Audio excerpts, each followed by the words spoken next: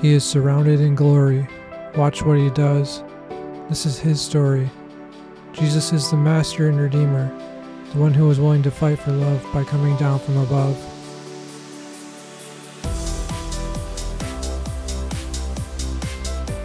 In the beginning was the Word, and the Word was with God, and the Word was God. He was in the beginning with God. All things were made through him, and without him nothing was made that was made. In him was life, and the life was the light of men. And the light shines in the darkness, and the darkness did not comprehend it. Jesus said to them, Most assuredly I say to you, before Abraham was, I am.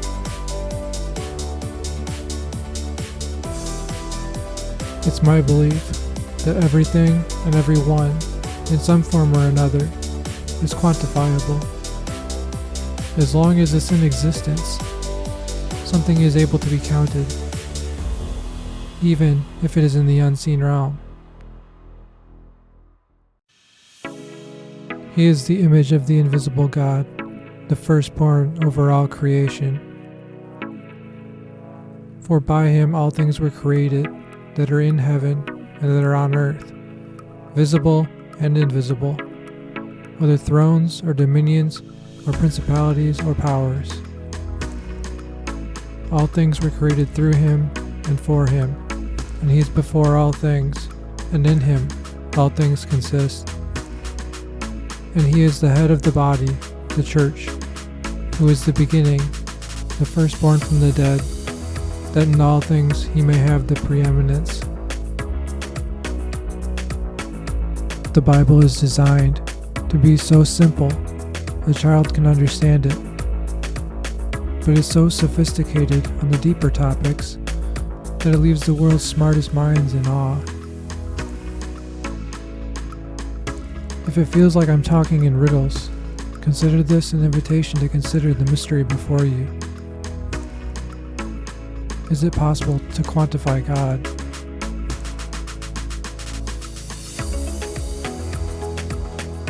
Some might say no, others might say maybe, others yet might say we shouldn't even try. But what if God is waiting for someone who has the courage to attempt it? It is the glory of God to conceal a matter, but the glory of kings is to search out a matter. Ignorance and condemnation aren't attractive. Wisdom and curiosity are. This took me a long time to decipher, but I believe it is the truth. 0 is the infinite hero. It is the only number which is uncreated, but from which all their numbers are formed. How so? Observe.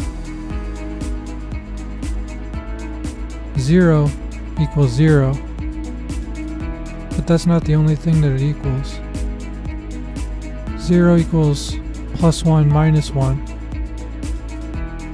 After we have started with nothing, we can rearrange the equation, and now we have something on either side. But it does not necessarily have to stop there, because 0 is not just plus 1 minus 1.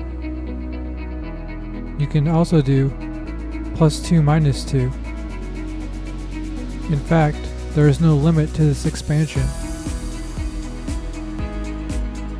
0 doesn't just equal nothing, it represents infinite potential.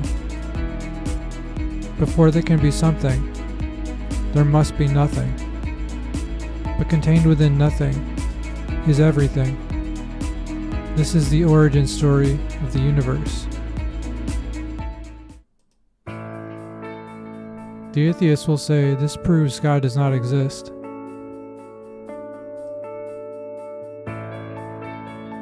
And for a time, I wrestled with this, but it is actually computer science which solves this question. What is the difference mathematically between these two matrices?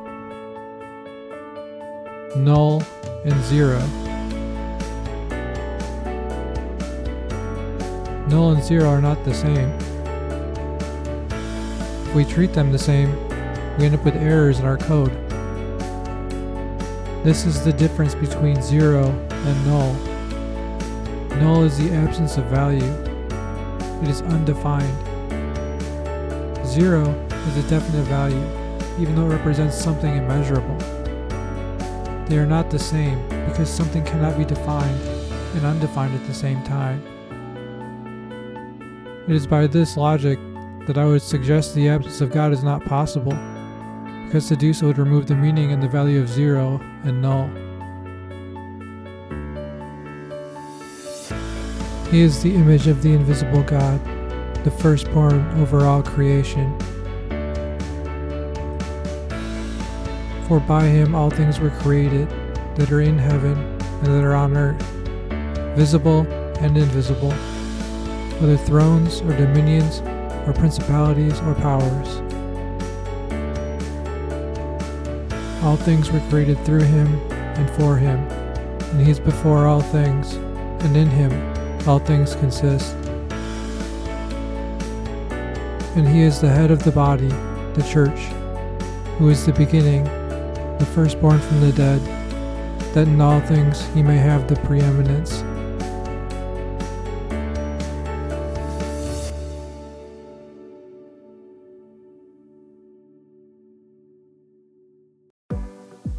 Thanks for watching. If this kind of math interests you, I encourage you to subscribe or comment below. For more information about me and my work, you can check out my website, which is in the description box.